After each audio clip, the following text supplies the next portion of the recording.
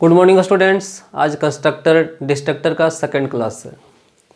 तो पिछला क्लास में हम लोग जाने थे कंस्ट्रक्टर क्या है और उसके ऊपर हम लोग प्रोग्रामिंग सीखे थे और हम लोग जानने की कोशिश किए थे डिफ़ॉल्ट कंस्ट्रक्टर क्या है, पैरामीटराइज्ड क्या है। आज पढ़ने जा रहे हैं कैरेक्टरिस्टिक्स।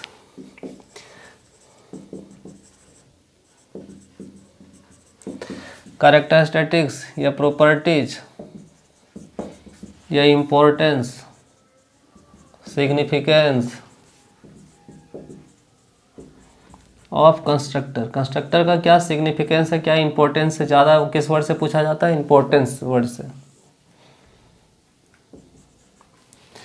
तो क्या सिग्निफिकेंस है, क्या इसका इंपॉर्टेंस है, तो क्या क्या इसका कैरेक्टरिस्टिक है, पहले ये जानते हैं। Constructor is a special member function.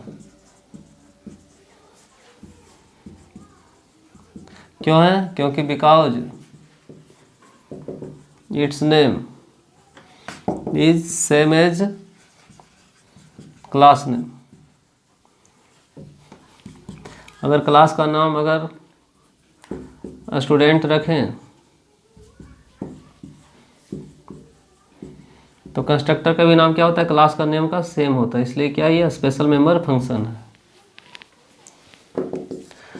Constructor always defined under public keyword या पब्लिक सेक्शन।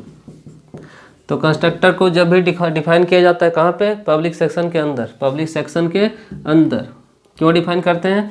क्योंकि जब जैसे ही इसका ऑब्जेक्ट बनता है ऑटोमेटिकली कॉल करता है, तो ऑटोमेटिकली जब भी ऑब्जेक्ट एक्सेस कर पाता है क्लास के अंदर पब्लिक एरिया, प्राइवेट एरिया में एक्सेस नहीं कर पाता है। तो पब्लिक एरिया में अगर डिफाइन करेंगे तब ना ऑटोमेटिकली वर्क करेगा।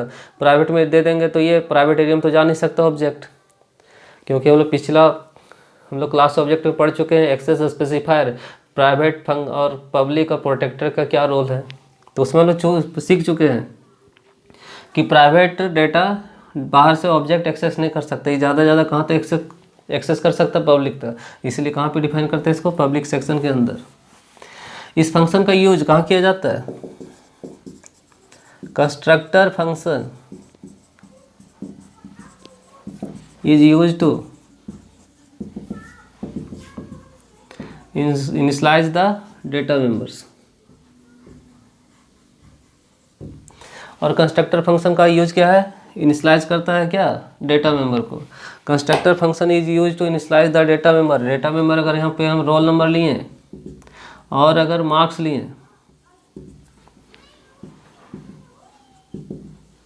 तो ये दोनों को क्या करेगा? डेटा मेंबर को इनिशियलाइज करेगा।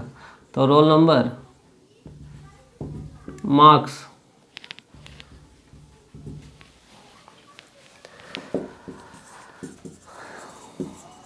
Constructor does not have any return type. ये किसी तरह का रिटर्न टाइप नहीं रखता, ना ही आईएनटी ना ही फ्लोट। मतलब कहने मतलब ये अपने पहले ना ही आईएनटी को रखता है ना ही फ्लोट को, किसी तरह का रिटर्न टाइप नहीं रखता है। इंक्लूडिंग वॉइड, ये वॉइड को भी नहीं रखता। यहाँ पे वॉइड ये नहीं रखता। जैसे हम लोग जनरली लिखते हैं void main function, void input function, void output function, तो जनरली हम लोग लिखते हैं। लेकिन ये वॉइड भी नहीं रखता है, ना ही रिटर्न टाइप रखता है, ना एंटी फ्लोट, किसी तरह का रिटर्न टाइप नहीं रखता है, क्योंकि ये कभी भी कुछ रिटर्न करता ही नहीं है। Because never return any value, किसी तरह का रिटर्न नहीं करता वैल्यू।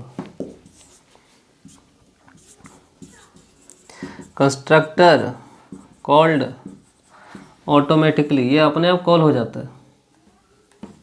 जो पिछला क्लास में समझाए थे कैसे कॉल होता है। When an objects of that class is created, जैसे इस क्लास का ऑब्जेक्ट क्रिएट होता है ऑटोमेटिकली कॉल हो जाता है। Constructor declared inside outside the class. इसको डिक्लेयर कर सकते हैं क्या, इनसाइड और आउटसाइड दोनों में डिक्लेयर कर सकते हैं। ये भी इनसाइड बना, इसको आउटसाइड भी बताए थे हम।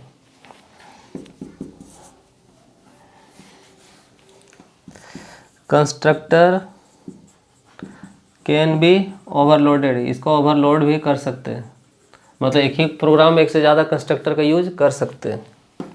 तो आपको फंक्शन ओवरलोडिंग बताए थे, उसमें एक ही प्रोग्राम में जब एक से ज़्यादा फंक्शन क्रिएट करते थे फंक्शन ओवरलोड हो जाता था। उसी तरह अगर एक ही प्रोग्राम में एक से ज़्यादा कंस्ट्रक्टर क्रिएट करेंगे तो कंस्ट्रक्टर ओवरलोड हो जाएगा। तो ये कंसेप्ट हम फंक्शन ओवरलोडिंग मतलब ओवरलोडेड चैप्टर 11 में पढ़ा चुके हैं। तो कंस्ट्रक्टर को भी ओवरलोड कर सकते हैं, एक ही प्रोग्राम में एक से ज़्यादा कंस्ट्रक्टर डिफाइन कर सकते हैं। कंस्ट्रक्टर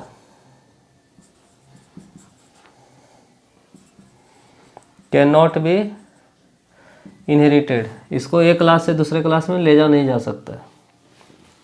तो हम लोग क्या सीखे आज, इम्पोर्टेंस ऑफ कंस्ट्रक्टर, और ये सब हम कहीं ना कहीं कल ही बता चुके हैं, बस उसी को हम सिर्फ पॉइंट करना था। थैंक्स।